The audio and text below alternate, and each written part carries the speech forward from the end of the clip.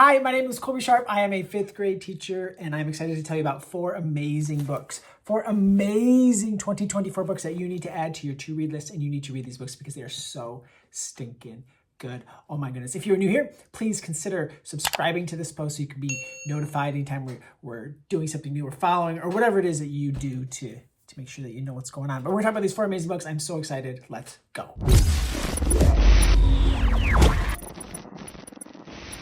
First up is the 2024 book, Gracie Under the Waves by Newbery medalist and the amazing and talented Linda Sue Park. Before I tell you about what's happening in this book, I want to tell you about this new publishing imprint.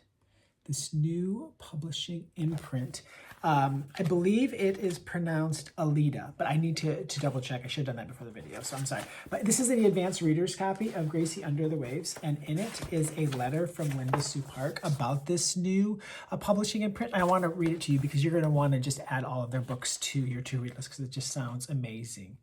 It says, during the pandemic, she was invited to help create Alita Books, whose mission, this is the mission of this publishing imprint, to publish stories by marginalized creators centered around their passions rather than their identities. Isn't that amazing?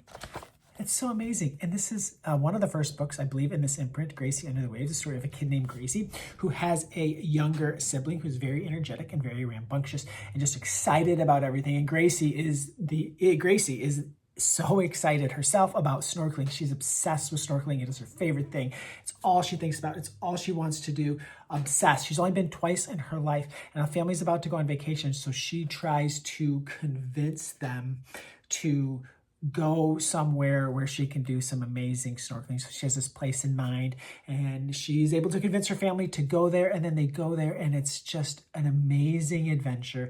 There are some situations where bad things happen while they're snorkeling.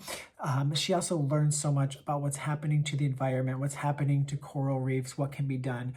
It's just awesome. You're going to love it. You're going to enjoy spending a week with Gracie snorkeling and not snorkeling and growing and learning. And it's amazing. And look, it's not even one of those super long middle grade books. It's like 160 pages. So check out Gracie Under the Waves. It's phenomenal. You will love it. So Kirby Larson and Quinn Wyatt's gut reaction. Kirby and Quinn are mother-daughter. Isn't that fun? This is a story of a girl named Quinn who is new in a new school, and she is struggling with meeting new people and fitting in. She's also like a super baker. Like she's been on like kid baking contests and like gotten really far in them and like really into baking things. But the new school lunches and even the things that she's baking, they're not sitting right in her stomach, and she's getting these like these awful feelings in her stomach, and she's not sure what's going on. She thinks it just might be the nerves, and people are telling her to like do these breathing things, I'll make it better. She can't figure out. It's so awful. She's always having to rush to the bathroom. She's terrified she's going to have an accident in middle school. As you can imagine, that would be awful. But watching her like make friends and try to put herself out there and to do another baking contest while also figuring out what's going on with her health is a fascinating read. I couldn't stop turning pages. I think young readers, especially like middle schoolers, are going to totally relate to this girl, and they're gonna love Tess, and I love Tess, and watching her figure things out and try to make sense of the world and this disease that she learns that she has. She has Crohn's disease, and that journey is just absolutely phenomenal. So check this book out. I think. And like her friends, oh, you're going to love her friends. She does meet some just amazing kids who help her in so many different ways. So check out Gut Reaction, phenomenal 2024 book.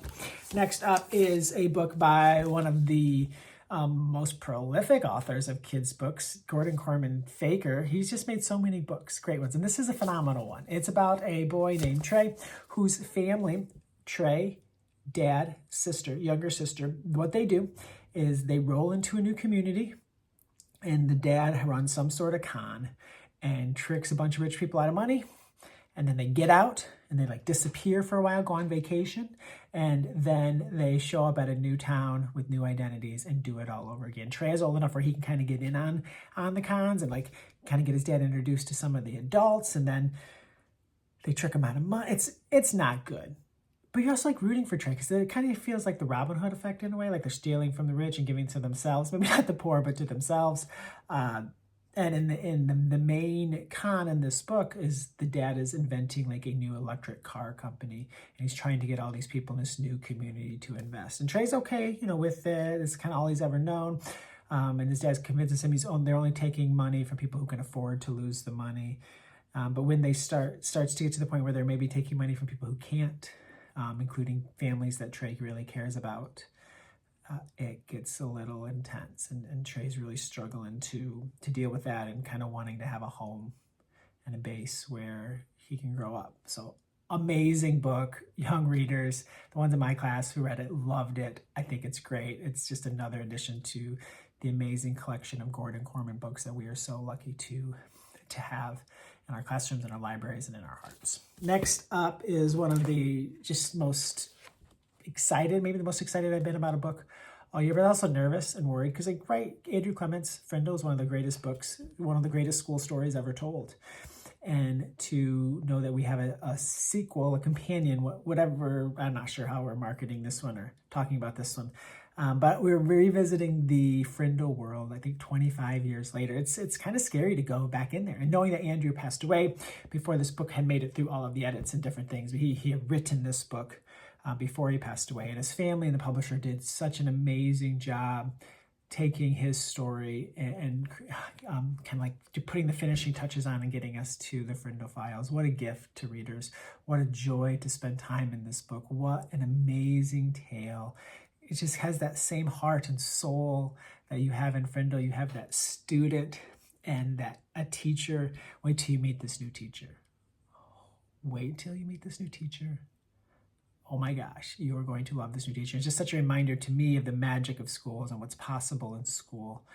And it's just filled with so much heart. And I loved every second. I bawled through the last 20 pages. I could not get enough of the Friendo Files. I also can't wait for you to see how this story connects to Friendo, how the string that ties the two together without giving away. I don't want to give anything away because it's such a joyous moment in the book. But yeah, I bawled at the end. I just love the magic of school. And it's just such a great reminder of what's possible. So check out the Friendo Files, Andrew's final book, a huge gift to readers. And I hope that you found at least one book to add to your to-read pile. Thank you so much for tuning in. Hope you have an awesome, fantastic day.